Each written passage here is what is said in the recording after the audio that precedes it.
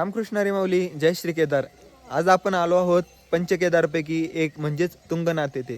काल आपण केदार बाबाचे दर्शन घेतले आणि रात्री आपण मुक्कामी तुंगनाथाच्या पायथ्याशी आलो होतो. येथून 4 किलोमीटरचा ट्रेक आहे. जाऊन येऊन 8 किलोमीटरचा ट्रेक आपण पूर्ण करणार आहोत. आणि आपल्या आजच्या ट्रिपचा दिवस आहे 38वा, म्हणजे आज आहे 7 सप्टेंबर. आणि आपण करत आहोत आळंदी ते लेह लडाख विथ 4 धाम 12 ज्योतिर्लिंग यात्रा. त्यापैकी आपले 7 ज्योतिर्लिंग काल पूर्ण झालेले आहेत आणि 4 धामापैकी 1 धाम पूर्ण झालेले आहे. आता उद्या तर सकाळी तुंगनाथ करून आपण दुपारी करणार आहोत बद्रीनाथ आणि तेथून पुढे जाणार आहोत अयोध्येला. तर चला आता बद्रीनाथला आपण ट्रेकिंग सुरू केलेली आहे. सकाळचे जवळपास 6:30 वाजत आहेत आणि आपण आता ट्रेकिंगला सुरुवात केली आहे. तर बघूयात इथला छानसा व्ह्यू. इथे सकाळची पहाट अशा पाठीमागे गाडी वगैरे पार्क केली होती आणि इकडे समोर आपण राहिलो होतो. तुंगनाथ येथील बेसमेंटला अशा प्रकारे सकाळ होते. हे सगळे जे तुम्हाला दिसत आहेत हे इथे घोडे राहण्यासाठी स्थान आहे. या प्रत्येकाच्यात घोडे राहतात आणि इकडून आपण खालून ट्रेकिंग सुरू केलेली आहे. आणि घनदाट जंगलामध्ये तुंगनाथ बाबा आहेत. इथून आता आपल्याला पुढे जवळपास 3.5 किलोमीटर चालत जायचं आहे. तर चला आपण व्ह्यू घेत घेत मंदिरापर्यंत जाऊयात आणि तेथून दर्शन घेऊन आपण आता दुपारी बद्रीनाथला जाणार आहोत. हा भाऊ इतक्या सकाळ सकाळी उठलाय. अजून इकडे काय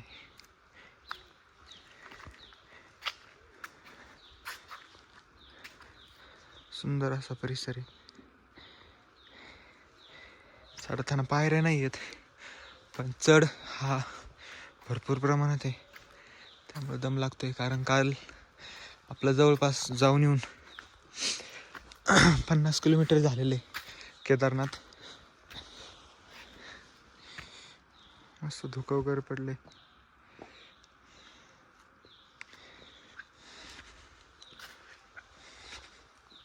जवळपास आपण 1.5-2 किलोमीटरचा ट्रेक पूर्ण केलाय. आता जवळपास निम्म्यामध्ये आहोत आपण. तर पाठीमागे भारी व्ह्यू दिसतो. तुम्हाला एकदा व्ह्यू दाखवतो. मग अशी धुकं होतं या ठिकाणी पण आता धुकं गेल्यामुळं आणि काही खालच्या बाजूला ऊन पडल्यामुळे छान प्रकारे व्ह्यू दिसतो आपल्याला खालचा. आणि इतकी भयानक शांतता आहे की आपल्या मराठी भाषेत जर सांगायचं झालं तर सुई पडली तरी तिचा आवाज होईल अशी म्हण आहे. पण मग एवढी शांतता आहे या ठिकाणी.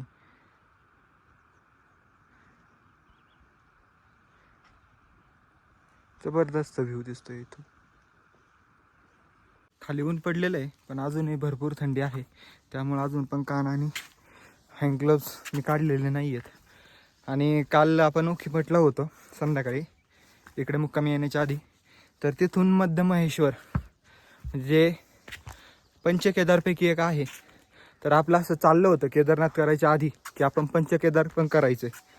पण मग काल 50 किलोमीटरचा ट्रेक 2 साईड केदारनाथजींचा हा घोड्याबिड्याने घोडगाडवं नाही काही नाही हातामध्ये काठीसुद्धा घेतली नव्हती. आपण असाच ट्रेक केला होता. आणि असा ट्रेक करायच्या आधी आपल्याला कॉन्फिडन्स होता वैष्णोदेवीचा. कारण आपण ज्यावेळी कटरा येथे होतो त्यावेळी 11-22 किलोमीटरचा ट्रेक हा आपण न काठी घेता न घोडा वगैरे घेता असाच केला होता. तर त्या कॉन्फिडन्सवर आपण केदारनाथला गेलोय आणि खाली उतरलोय. काही त्रास झाला नाही पण लेफ्ट साईडच्या पायामध्ये गुडघ्यामध्ये थोडंसं पेन होते. हे काल जाणवलं नाही जास्त पण आज सकाळपासून ते दुखतंय. काय हरकत नाही आपण एखादी टॅबलेट वगैरे घेऊयात खाली गेल्यानंतर. पण मग काल वाटत होतं की मध्य महेश्वरला जावं. तिथून काय मुख्य मठापासून 40 किलोमीटर होतं ते फक्त. पण तिथं विचारपूस केल्याच्या नंतर त्यांनी एका ठिकाणी स्थानिकांनी सांगितलं की ते 40 किलोमीटर इथून आहे पण इथून फक्त 10-12 किलोमीटरच गाडी पुढे जाते. म्हणजे उरलेले 30-32 किलोमीटर हे ट्रेकिंग आहे वन साईड. म्हणजे केदारनाथपेक्षा जास्त तिथं ट्रेकिंग आहे. हे ऐकून आपण तिथूनच महादेवाला हात जोडले आणि म्हणलं धन्यवाद बास जिरली आमची.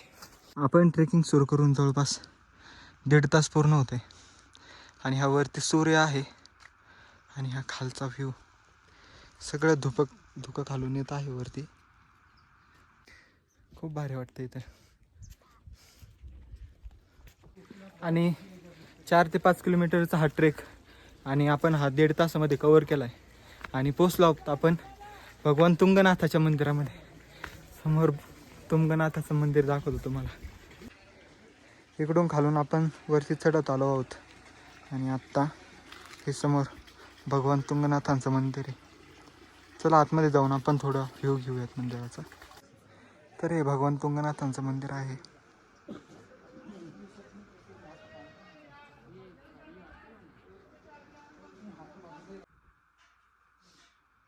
तर हे आहेत भगवान तुंगनाथ. तर आपण पोहोचलो आहोत जगातील सर्वात उंच शिवालय येथे, म्हणजेच भगवान तुंगनाथाच्या दरबारामध्ये.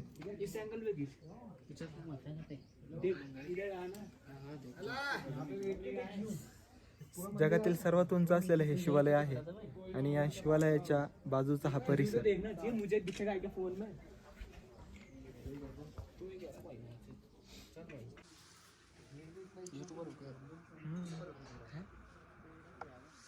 इथे समोर ही जी कमान आहे, या कमानीवर पंचकेदारांचं त्या ठिकाणी स्थान दाखवलेलं आहे. हे आहेत भगवान कल्पेश्वर, नंतर रुद्रनाथजी, आणि आपण जेथे सध्या आहोत हे तुंगनाथ बाबा, हेमद महेश्वर आणि केदारनाथ. या पंचकेदारपैकी आपलं 2 केदार यांचं दर्शन झालेलं आहे. ते म्हणजे पहिले केदारनाथजी आणि दुसरे असलेले भगवान तुंगनाथ बाबा. आणि त्यानंतर हा असलेला मंदिरापासूनचा खालचा व्ह्यू.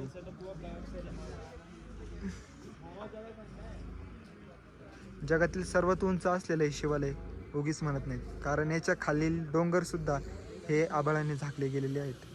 मंदिराचं दर्शन वगैरे घेऊन आपण हा ट्रेक उतरण्यासाठी सुरुवात केलेली आहे. तर आता बरोबर 9 वाजत आहेत आणि बघूयात आपण किती वेळामध्ये खाली जातोय. वरती येण्यासाठी आपल्याला जवळपास 1.5 तासाचा कालावधी लागला होता पूर्ण. आणि आता आपण खाली निघालो आहोत. बघूयात किती वेळात आपण खाली पोहोचतोय. आणि समोर असलेलं धुकं बघा, किती भारी वाटतं हे. असं वाटतं आपण खरंच स्वर्गामध्ये आहोत. आणि खरं तर खरंच स्वर्गामध्येच आहे, कारण इथं साक्षात भगवंताचा वास आहे.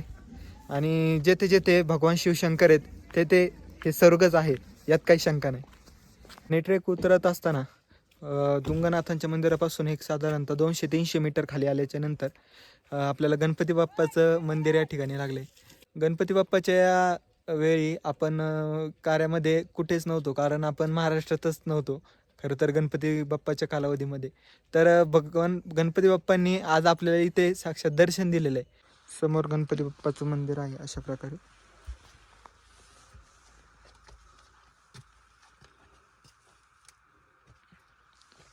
आणि गणपती बाप्पाच्या मंदिराच्या बाजूला हे अशा प्रकारचं तोरण बांधलेलं आहे. आणि हा पाला उतरण्याचा रस्ता आहे. आणि इकडून भगवान तुंगनाथांचा रस्ता आहे, जो इथून 200-300 मीटरवरती भगवान तुंगनाथांचं मंदिर आहे.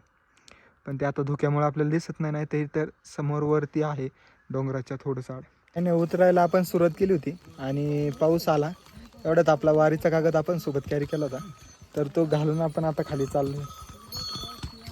वारीचा हा कागद मला बऱ्याच ठिकाणी उपयोगी आला, कारण आपण तीर्थयात्रा करत असताना हा कागद सोबत जाऊन घ्यायचं ठरवलं होतं. पण हा कागद सोबत न्यायचं म्हटलं तर असं वाटत होतं की इकडचे लोक काय म्हणतील, किंवा कुणाला काय वाटेल की हा बाबा कसा आला आहे, किंवा याच्याकडे हे काय आहे नेमकं वेगळं. कारण आपल्या महाराष्ट्रामध्ये आपण आषाढी वारी करत असताना हे वापरलं जातं, पण इकडं असं काही दिसत नाही. इकडं घोमते वगैरे असा काही प्रकार नाही आहे. आणि आहे तर मग रेनकोट्स आहेत, छत्री आहे, असलं कोणी काय वापरत नाही. तर समोरून आता नाही दाखवतो तुम्हाला ते कशा प्रकारे येतं. हे बघा, कोणी जर्किंग घातलं आहे, कोणाच्या कानटोपीच आहे, कारण थंडी पण भरपूर आहे इकडं. आणि घोड्यावरून जे आहेत त्यांनी म्हणजे रेनकोटच कॅरी केलं आहे. काही पाठीमागे गेलेत लोक, त्यांनी छत्री घेतली होती. कारण आपल्याला एक शॉर्टकट भेटलेलं आहे आणि त्या शॉर्टकटमुळं आपण बरंचसं अंतर कवर करतो आहे. जवळपास 2-3 अशा घाटासारख्या रस्त्यांना हा शॉर्टकट कवर करतो आहे. फक्त एवढंच का ही वाट जरा विचित्र आहे. अशा प्रकारे ही वाट आहे. आणि महत्त्वाचं म्हणजे दगड असल्यामुळं आपल्याला पाय पण व्यवस्थित टेकवता येतो खाली, कारण चप्पल या अशा असल्यामुळं 0 वेट 0 केज काय म्हणतात त्याला, झिरो कुकिंग ऑइल, हा त्या प्रकारे झिरो वेट असलेली आपली चप्पल. आणि ह्या चपलीला ही खालून जरा गुळगुळीत झाली. आता 2 3 4 5 ट्रेक करून, कारण लडाखला घेतली होती ही डायरेक्टली आणि त्याच्यानंतर ही बरीच वापरली आपण, म्हणून खालून सगळी गुळगुळीत झाली. म्हणून ती काय झालं आहे, ते या सपाट जे दगड आहेत ते ठेवलेले आहेत, त्याच्यावर आता थोडासा पाऊस पडला तर ते सटकतं आहे त्यावरून. म्हणून आपण अशा शॉर्टकटने आलो. आणि हे बघा इथं लगेच खाली रस्ता आहे, जो मेन रस्ता आहे, आपण जिथून जाणार आहोत खाली. तर चला आता तुम्हाला एका ठिकाणचा व्ह्यू दाखवतो आणि आपण डायरेक्ट आता खाली पोहोचणार आहे. काय थोडं राहिलं, 15-20 मिनटाचं अंतर. केदारनाथ, तुंगनाथ यांसारखे ट्रेक करत असताना जास्तीत जास्त मिनरल वॉटर हे तुम्ही अशा प्रकारे घ्या. बिसलेरीचं पाणी पिण्यापेक्षा हे पाणी पिऊन बघा, खरंच बिसलेरीच्या पाण्यापेक्षा जास्त चव ह्या पाण्याला आहे. आपण ते आता थोडं पाणी पिऊयात. फायनली आपण पोहोचलो आहोत बेसमेंटला आणि 10 वाजून 2 मिनटं होत आहेत. ही आपली गाडी आहे, गाडीजवळ आपण आलो आहे.